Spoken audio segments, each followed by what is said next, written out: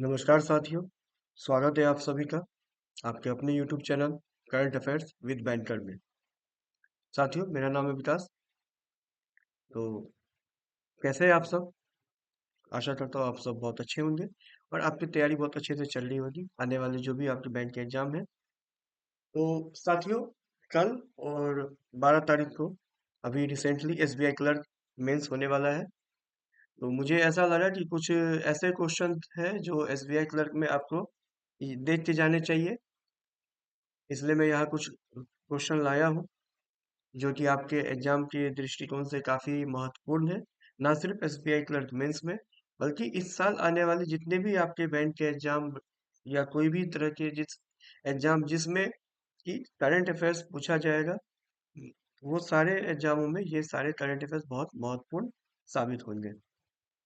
साथियों, कहीं अगर वॉल्यूम की दिक्कत हो या कहीं भी किसी भी तरह की प्रॉब्लम अगर आपको हो, तो मेरी आपसे ये रिक्वेस्ट है कि आप वीडियो पॉज करके क्वेश्चन को पढ़ लें, क्योंकि ये सारे क्वेश्चन आपके लिए बहुत ही ज़्यादा महत्वपूर्ण है। एग्जाम से पहले आप इन सबको एक बार देख के जाए, और मुझे ऐसा लग रहा है कि आपके 4 से 5 नंबर जरूर इनहेंस होंगे इस वीडियो को देखने के बाद। तो चलिए साथियों, चलिए। तो साथियों, बिना किसी देरी के आइए शुरू करते हैं। हमारा पहला क्वेश्चन है, हाल ही में केंद्र सरकार ने कहा नामरूप 4 उर्वरक संयंत्र को मंजूरी दी है। Recently where has the central government approved the Namrup 4 fertilizer plant? हमारे ऑप्शन है, ए आंध्र प्रदेश, सम बिहार, पंजाब, और इसका सही आंसर है असम।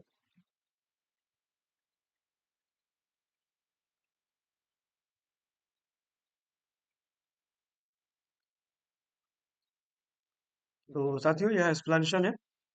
तो असम के नामरूप में, नामरूप वहाँ पे एक प्लेस है, वहाँ पे नए उर्वरक संयंत्र नामरूप 4 को केंद्र सरकार से मंजूरी मिली है, जिससे कृषि क्षेत्र को लाभ होगा। आइए आते हैं अपने अगले प्रश्न की तरफ। नवीनतम वैश्विक खुशी रैंकिंग के अनुसार सबसे खुशहाल देश कौन सा है? According to the latest global happiness ranking, which is the happiest country? हमारे ऑप्शन है, स्वीडन, फिनलैंड, नॉर्वे, डेनमार्क। तो साथियों, जैसा कि आपको पता है, ये फिनलैंड अभी काफी मतलब सालों से यही अपनी नंबर 1 पोजीशन बना के रखा हुआ है। तो ये लगातार सबसे खुशहाल देश के रूप में रैंक किया गया है। आइए आते हैं अपने अगले क्वेश्चन की तरफ। हाल ही में भारत और किस देश के बीच द्विपक्षीय नौसैनिक अभ्यास वरुण 2025 का 23वां संस्करण आयोजित हुआ है? Recently the 23rd edition of the bilateral naval exercise Varuna 2025 was held between India and which country? तो भारत और हमारे ऑप्शन है, रूस, फ्रांस, जापान, अमेरिका। तो साथियों, जैसा कि आप यहाँ देख सकते हैं, फ्रांस के साथ में ये हुआ है। वरुण 2025 भारत और फ्रांस के बीच एक महत्वपूर्ण नौसैनिक अभ्यास है। तो इसमें कुछ इस तरह से भी क्वेश्चन आ सकता है कि वरुण जो अभ्यास है वो किस देशों के बीच में हुआ है, या भारत और फ्रांस के बीच में जो अभ्यास हुआ है उनमें ऑप्शन आपको रहेंगे, तो ये वरुण उसका नाम है। आइए आते हैं अब अपने अगले सवाल की तरफ। हाल ही में कहा छत्रपति शिवाजी महाराज को समर्पित पहले मंदिर का उद्घाटन किया गया है? Where has the first temple dedicated to Chhatrapati Shivaji Maharaj been inaugurated recent? हमारा ऑप्शन है, ए सोलापुर, नागपुर, नासिक, भिवंडी, और हमारा सही आंसर है भिवंडी। जैसा कि आप यहाँ देख सकते हैं, महाराष्ट्र के भिवंडी में छत्रपति शिवाजी महाराज को समर्पित पहला मंदिर खोला गया है। मुझे नहीं लगता छत्रपति शिवाजी महाराज के बारे में यहाँ कुछ बताने की जरूरत है, आप सब भली भांति जानते हैं। तो यहाँ पे एक महाराष्ट्र में उनका एक मंदिर खोला गया है। मेन हम उसी पे यहाँ बात कर रहे हैं। चलिए आते हैं हम अपने अगले सवाल की तरफ। हाल ही में भारत में दूरसंचार विभाग DOT ने स्पैम से बचाव अभियान के माध्यम से ऑनलाइन घोटालों और स्पैम से निपटने के लिए किसके साथ भागीदारी की है? Recently the department of telecommunications DOT in India has partnered with whom to combat online scams and spam through the Save from Spam campaign? तो हमारे ऑप्शन है, फेसबुक, व्हाट्सएप, ट्विटर, गूगल, और इसका सही आंसर है व्हाट्सएप। तो जैसा कि आप देख सकते हैं, डॉट ने ऑनलाइन स्पैम और धोखाधड़ी से निपटने के लिए व्हाट्सएप के साथ साझेदारी की है। आजकल ऑनलाइन स्पैम और धोखाधड़ी बहुत ज्यादा बढ़ गई है, हम सब जानते हैं। जितनी डिजिटल इंडिया को बढ़ावा देने के लिए ऑनलाइन ट्रांजेक्शन और ये हो रहे, और उसी तरह से कुछ साइबर अपराधी भी होते हैं जो इसका गलत फायदा उठा के फ्रॉड करते हैं। चलिए आते हैं हम अपने अगले सवाल की तरफ। हाल ही में किस अंतरिक्ष यान के माध्यम से नासा के अंतरिक्ष यात्री सुनीता विलियम्स और बुच विल्मोर पृथ्वी पर लौटे? Recently through which spacecraft did NASA astronauts Sunita Williams and Butch Wilmore return to earth? हमारे ऑप्शन है Orion, crew dragon, starship, Atlas 5। इसका सही आंसर है क्रू ड्रैगन। तो साथियों यहाँ से कुछ ऐसा है, इसमें आपका क्वेश्चन या तो ये रहेगा क्रू ड्रैगन, तो या फिर इसमें ऐसा भी हो सकता है कि इसमें आपको नाम पूछा जाए कि किन दो आदमियों को निकाला गया है। तो आप इन दोनों आदमियों के नाम यहाँ पे देख सकते हैं और इन्हें याद कर ले। और ये एक्सप्लेनेशन है यहाँ पे कि क्रू ड्रैगन एक पुनः प्रयोज्य अंतरिक्ष यान है जिसे स्पेस एक्स ने विकसित किया है। ये पॉइंट भी थोड़ा इंपॉर्टेंट है कि किसने विकसित किया? स्पेस एक्स ने विकसित किया। यह नासा के वाणिज्यिक क्रू प्रोग्राम के तहत अंतरिक्ष यात्रियों को अंतर्राष्ट्रीय अंतरिक्ष स्टेशन तक ले जाने और वापस लाने के लिए डिजाइन किया गया है। चलिए आते हैं हम अपने अगले क्वेश्चन की तरफ।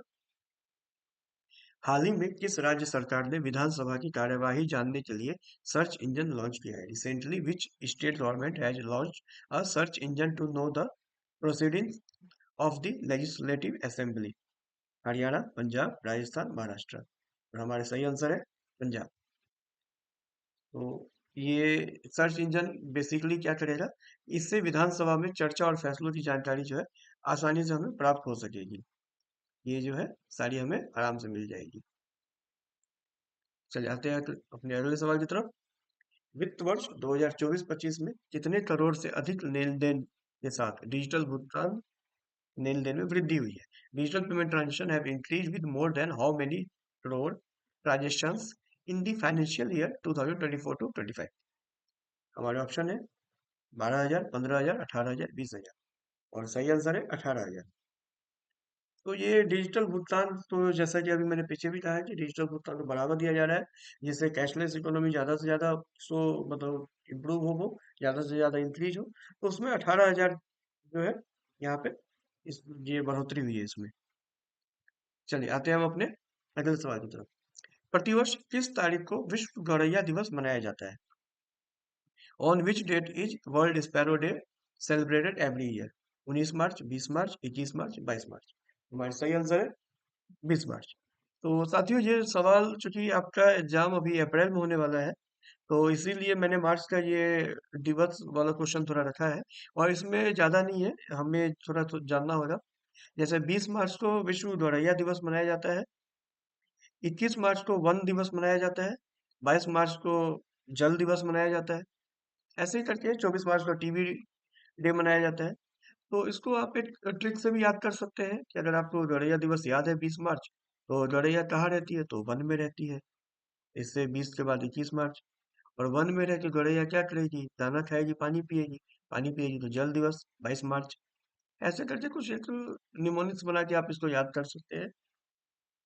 और चलिए आगे आते हैं अपने अगले सवाल की तरफ। हर वर्ष 20 मार्च को मनाया जाता है, ये गौरैया संरक्षण के लिए है। चलिए साथियों, अगर स्पीड ज़्यादा लग रही है तो आप थोड़ा स्लो करके देख सकते हैं। मैं थोड़ा जल्दी जल्दी इसलिए कर रहा हूँ क्योंकि आपके पास कम समय है, इसीलिए मैं चाहता हूँ कि सारे के सारे क्वेश्चन कम टाइम की वीडियो में हो जाए, जिससे कि आप आराम से उसे देख सकें। चलिए आते हैं हमारे अगले सवाल की तरफ। हाल ही में आरबीआई और किस बैंक ने द्विपक्षीय व्यापार में स्थानीय मुद्राओं के उपयोग पर समझौते पर हस्ताक्षर किए? Recently RBI and which bank signed an agreement on the use of local currencies in bilateral trade? New Zealand, Sri Lanka, Bangladesh, Mauritius.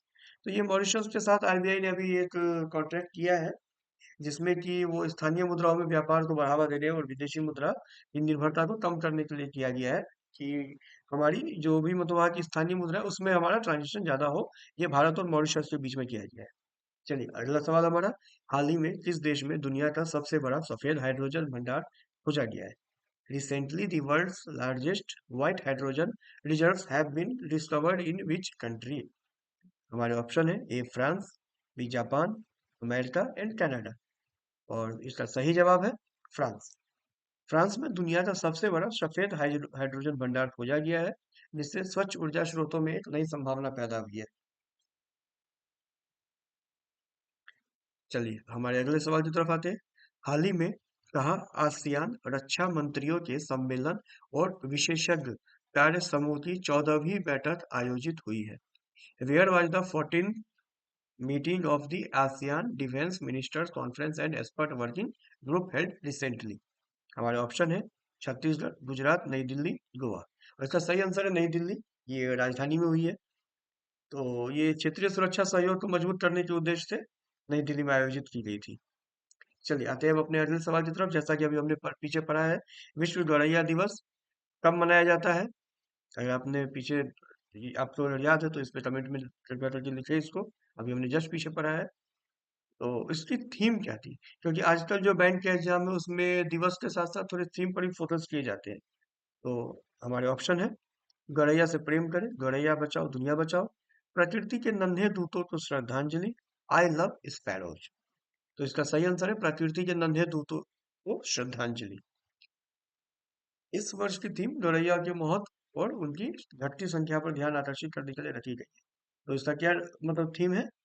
Tribute tribute to the little messengers of nature. आइए आते हैं हम अपने अगले सवाल की तरफ। भारतीय विशिष्ट पहचान प्राधिकरण यूआईडीएआई ने आधार सेवाओं को बेहतर बनाने के लिए किस एआई कंपनी के साथ साझेदारी की है? The Unique Identification Authority of India (UIDAI) has partnered with which AI company to improve Aadhaar services? Tata AI, Sarvam AI, Google AI, Microsoft AI. और हमारा सही आंसर है सर्वम एआई। सर्वम एआई के साथ किया है यूआईडीएआई ने आधार सेवाओं को अधिक प्रभावी और सुलभ बनाने के लिए भारतीय एआई कंपनी सर्वम एआई के साथ साझेदारी की है। चलिए आते हैं हम अपने अगले सवाल की तरफ। हाल ही में भारत ने किस देश में आई बाढ़ की स्थिति को देखते हुए वहां मानवीय सहायता भेजी है? Recently, in view of the flood situation, in which country India has sent humanitarian aid there? मतलब अब ये है कि वहां पे बाढ़ की स्थिति आई थी। हमारे ऑप्शन है इंडोनेशिया, बोत्सवाना, दक्षिण अफ्रीका, अर्जेंटीना। तो बाढ़ की स्थिति के लिए भारत ने वहां पे मदद भेजी है। तो इससे ताकि प्रभावित क्षेत्रों में राहत सामग्री पहुंचाने और लोगों को आवश्यक मदद देने में सहायता मिलेगी। तो ये किस देश में भेजी है भारत ने, हमारा जो क्वेश्चन है। तो ये बोत्सवाना है। थोड़ा लिस्ट से हट के लगा तो मुझे लगा कि ये आने की संभावना हो सकती है। तो इसका आंसर है बोत्सवाना। चलिए आते हैं हम अपने अगले सवाल की तरफ। निम्नलिखित में से विश्व जल दिवस 2025 की थीम क्या है? Which of the following is the theme of world water day 2025?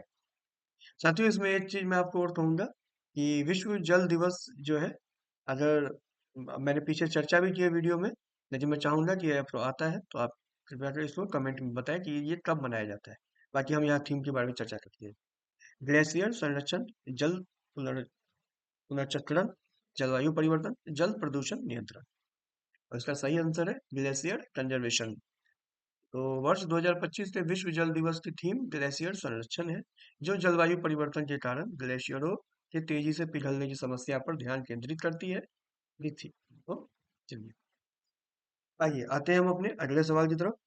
हाल ही में जम्मू और कश्मीर सरकार द्वारा आयोजित वतन को जानो कार्यक्रम का उद्देश्य क्या है? What is the objective of the वतन को जानो program organized recently by the Jammu and Kashmir government? तो हमारे ऑप्शन है जम्मू कश्मीर के युवाओं को देश की मुख्य धारा से जोड़ना, केवल जम्मू कश्मीर के युवाओं को रोजगार रोजगार प्रदान करना, केवल जम्मू कश्मीर के पर्यटन को बढ़ावा देना, केवल जम्मू कश्मीर में शिक्षा को बढ़ावा देना। तो जैसे कि अभी हम जान रहे हैं वतन को जानो ये है, तो ये केवल वाले जितने भी हमारे तीनों ऑप्शन है उन्हें एलिमिनेट करेंगे। तो एग्जाम में कुछ क्वेश्चन ऐसे आपके पास आएंगे जिसे आप थोड़ी सी समझ से आप उन्हें एलिमिनेशन की टेक्निक से भी सॉल्व कर सकते हैं। जैसे यहाँ पे वतन की बात हो रही है, तो वतन की बात हो रही है तो ये केवल वाला ऑप्शन थोड़ा नहीं सही लगता है। हालांकि उसमें भी करते हैं लेकिन इसको हम एलिमिनेट कर सकते हैं। तो इसका हमारा सही आंसर है जम्मू कश्मीर के युवाओं को देश की मुख्य धारा से जोड़ना, ताकि जम्मू कश्मीर के युवाओं को वतन को जानो, वतन के बारे में पता चले, देश की बाकी चीजों के बारे में पता चले कि देश के अन्य हिस्सों से जोड़ना है, भारत की समृद्ध संस्कृति, परंपरा, विकास, इन सब चीजों के बारे में, हमारे कल्चर ट्रेडिशन सब के बारे में बताना है उन्हें। चलिए आते हैं हम अपने अगले सवाल की तरफ। For home has the prime ministers scheme PM युवा 3.0 बीन लॉन्च रिसेंटली? हाल ही में किसके लिए प्रधानमंत्री की योजना जो है पीएम युवा 3.0 शुरू की गई है? प्लेयर्स के लिए, यंग ऑथर्स के लिए, फार्मर्स के लिए, स्टूडेंट के लिए? तो जैसा कि इसका सही आंसर है युवा लेखकों, यंग ऑथर्स के लिए।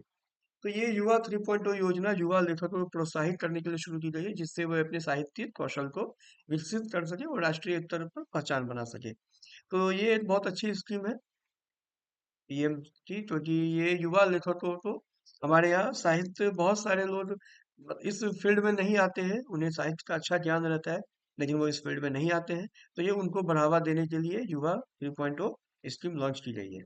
चलिए आते हैं हम अपने अगले सवाल की तरफ। In which state has the star women care insurance policy campaign been launched for women recently?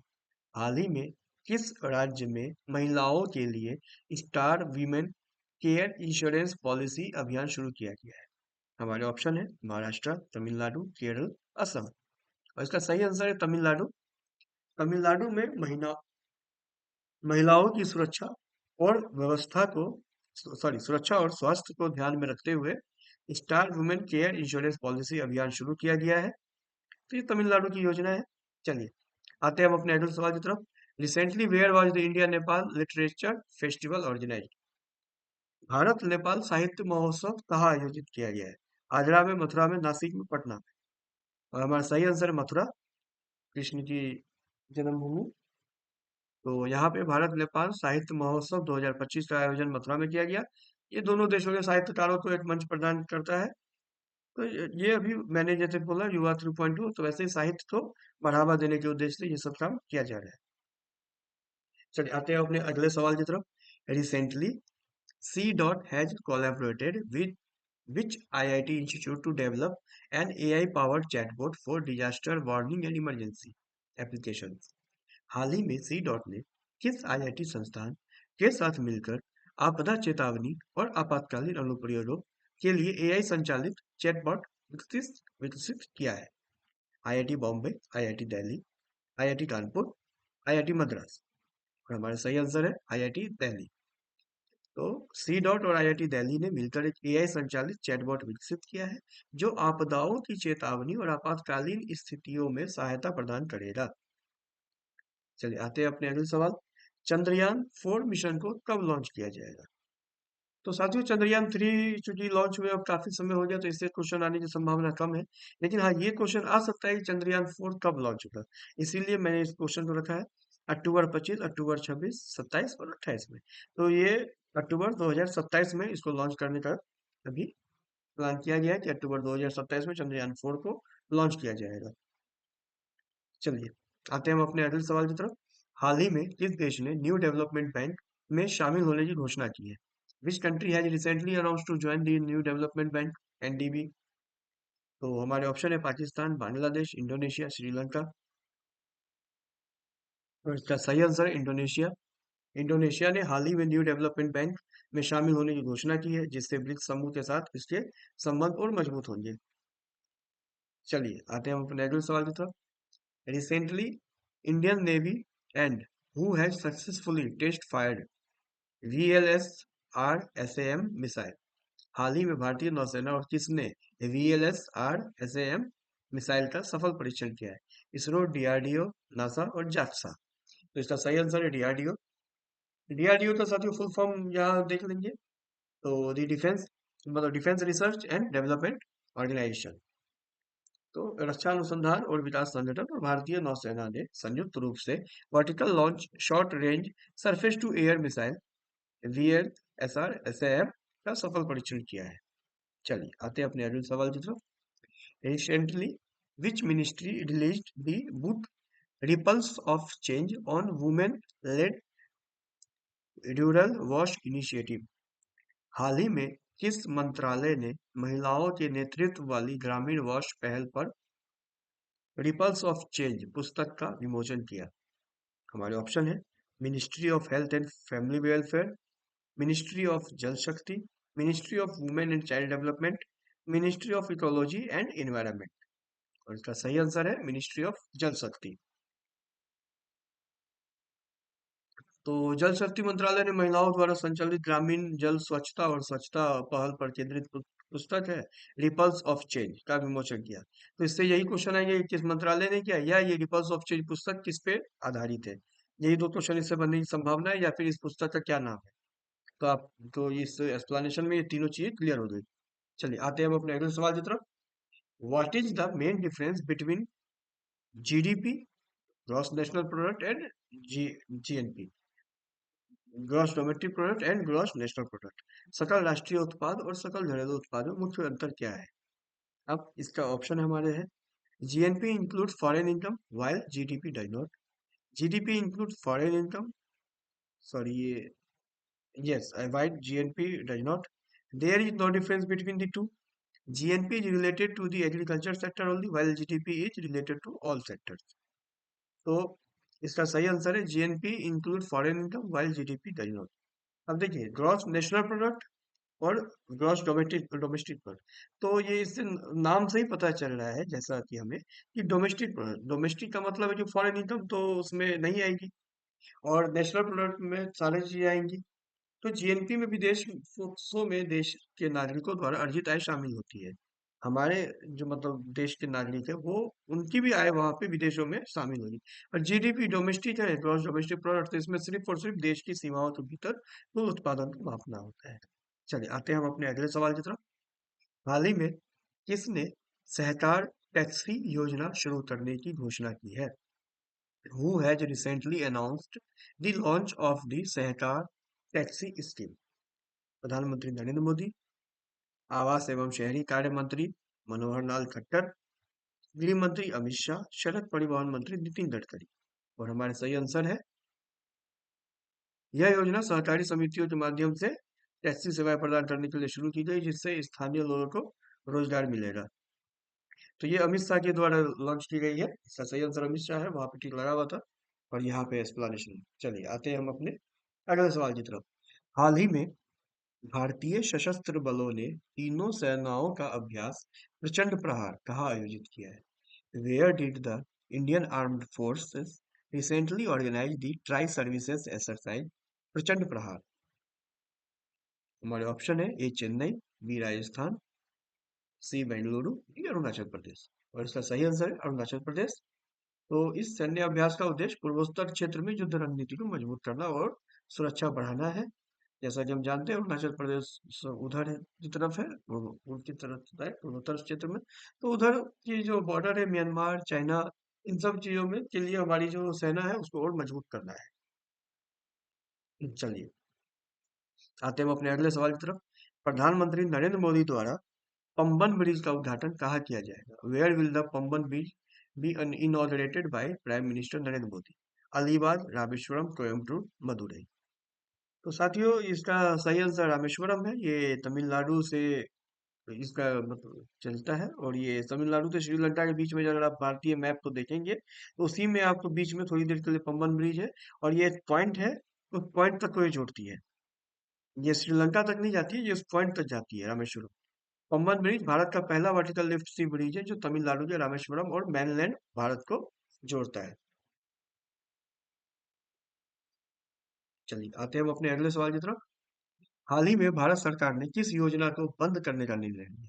Recently the government of India has decided to close which scheme? ये बहुत ही ज्यादा अच्छा क्वेश्चन मुझे लगा। गोल्ड मोनेटाइजेशन स्कीम, प्रधानमंत्री जनधन योजना, जनवित्त योजना, और डिजिटल इंडिया स्कीम। तो साथियों जैसा कि मैंने अभी पीछे बात की थी, इस तरह के क्वेश्चन आप एलिमिनेशन टेक्निक से भी बना सकते हैं। तो जैसे एलिमिनेशन टेक्निक का अगर हम उपयोग करें तो प्रधानमंत्री जनधन योजना पहले कट जाएगी, तो ये योजना अभी चल रही है और बहुत अच्छे से चल रही है। डिजिटल इंडिया योजना को तो अभी बढ़ावा देने की बात बार बार हर हर बात में मतलब हर बार गवर्नमेंट इस बात को बढ़ा रही है। जनवित्त योजना, हर आदमी को फाइनेंस पहुंचाना, ये भी गवर्नमेंट का टारगेट है। गोल्ड मोनेटाइजेशन स्कीम गवर्नमेंट ने लॉन्च की थी, लेकिन इसकी पॉपुलैरिटी कम हो गई, ये ज्यादा पॉपुलर हुआ नहीं। इसीलिए गवर्नमेंट ने सोचा है कि इसको बंद करके अब इसमें कुछ संशोधन किया जाए या इसको कम्प्लीटली रूप से बंद कर दिया जाए। ये अब गवर्नमेंट के ऊपर डिपेंड करता है गवर्नमेंट इसमें क्या करती है। चलिए आते हैं हम इसके अगले सवाल की तरफ। हाल ही में कौन दुनिया की शीर्ष 10 सबसे अमीर महिलाओं की सूची में शामिल होने वाली पहली भारतीय महिला बन गई? Recently, who has become the first Indian woman to be included in the list of the world's top 10 richest women? हमारे ऑप्शन है, नीता अंबानी, रोशनी नादर, सुधा मूर्ति, सावित्री जिंदल। और हमारा सही आंसर है रोशनी नादर। ये एचसीएल टेक्नोलॉजी की चेयरपर्सन है। रोशनी नादर दुनिया की शीर्ष 10 सबसे अमीर महिलाओं में शामिल हुई है। हमारा अगला सवाल है, हाल ही में भारतीय रिजर्व बैंक ने किस बैंक पर जुर्माना लगाया है? Recently the reserve bank of India has imposed a fine on which bank? HDFC bank, Punjab and Sindh bank, both of the, none of the. तो साथियों इस तरह का क्वेश्चन आएगा तो ऐसे क्वेश्चन नहीं आएंगे, लेकिन हाँ ये है कि आपको ये दोनों ऑप्शन याद रखने हैं कि एचडीएफसी भी है, पंजाब एंड सिंध भी है। अगर आपको ऑप्शन में दोनों मिले तो दोनों में से कोई भी मिलेगा तो आपको टिक लगाना है। चलिए, ये क्यों लगाया है? तो आरबीआई ने नियम किए मतलब दिशा निर्देशों का उल्लंघन के कारण एचडीएफसी बैंक और पंजाब एंड सिंध पर जुर्माना लगाया है। जैसा कि आप जानते हैं कि सारे बैंकों को रेगुलेट करने का काम आरबीआई का होता है, और जो रेगुलेट करती है वो कुछ रूल बनाएगी, अगर आप उन रूलों को तोड़ेंगे तो फिर वो आप पे फाइन इम्पोज करेगी। तो यहाँ पे वही हुआ है। चलिए आते हैं हम अपने अगले सवाल की तरफ। भारत के प्रधानमंत्री नरेंद्र मोदी ने द्विपक्षीय संबंधों को मजबूत करने किस देश के राजा फिलिप के साथ चर्चा की? तो देखिए, Indian prime minister Narendra Modi discuss with king Philip of which country to strengthen bilateral relations? Thailand, Belgium, Myanmar, Bhutan. अब यहाँ से ये सवाल है कि फिलिप जो है राजा वो कहाँ के हैं, और पीएम ने अभी हमारी उनसे बात की है, तो ये इसका सही आंसर है बेल्जियम। प्रधानमंत्री मोदी और बेल्जियम के राजा फिलिप के बीच व्यापार, निवेश और अन्य क्षेत्रों में सहयोग को लेकर चर्चा हुई है। चलिए आते हैं अब अपने अगले सवाल की तरफ। हाल ही में कौन दुनिया की सबसे मूल्यवान स्टील कंपनी बन गई है? Which has recently become the world's most valuable steel company? हमारे ऑप्शन है, Tata steel limited, JSW steel limited, Jindal steel limited, या नॉन ऑफ दीज। और इसका सही आंसर है जेएसडब्ल्यू स्टील लिमिटेड। तो जेएसडब्ल्यू स्टील लिमिटेड बाजार पूंजीकरण में बढ़ोतरी के कारण ये दुनिया की अभी सबसे महत्वपूर्ण, सबसे मूल्यवान स्टील कंपनी बन गई है। चलिए आते हैं हम अपने अगले सवाल की तरफ। हाल ही में नेटुम्बो नंदी नैदेतवा ने किस देश की पहली महिला राष्ट्रपति के रूप में शपथ ली है? Recently, Netumbo Nandi Ndaitwah was sworn in as the first woman president of which country? हमारे ऑप्शन है, नामीबिया, सोमालिया, यूक्रेन, दक्षिण अफ्रीका। इसका सही आंसर है नामीबिया।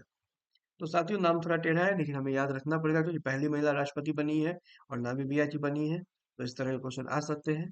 तो आपको बस ये याद रखना है कि नामीबिया नौ से है, और यहाँ इनके नाम में भी तीनों नौ ही है, नेटुम्बो, नंदी, नदेतवा। तो इस तरह से आपको याद रखने में थोड़ी आसानी होगी, बाकी आप अपने हिसाब से भी याद कर सकते हैं। चलिए आते हैं हम अपने आज के अंतिम प्रश्न की तरफ। सेबी ने सोशल स्टॉक एक्सचेंज पर न्यूनतम निवेश राशि 10,000 से घटाकर कितना कर दी है? SEBI has reduced the minimum investment amount on the social stock exchange from 10,000 to how much? 8,000, 7,000, 5,000, 1,000। तो साथियों जैसा कि हम जानते हैं कि हम स्टॉक एक्सचेंज में मतलब इन्वेस्टमेंट को बढ़ावा देने के लिए यहाँ सेबी ने क्या किया कि अमाउंट को कम किया है, ताकि वो ज्यादा से ज्यादा इसमें लोग इन्वेस्ट कर सके। अमाउंट कम रहेगा तो ऑब्वियस है कि जो जिनके पास में 10,000 से कम भी रुपए है वो भी इसमें इन्वेस्ट कर सकते हैं। यही सोच रखते हुए सेबी ने इसको बढ़ावा देने के लिए अमाउंट कम किया है।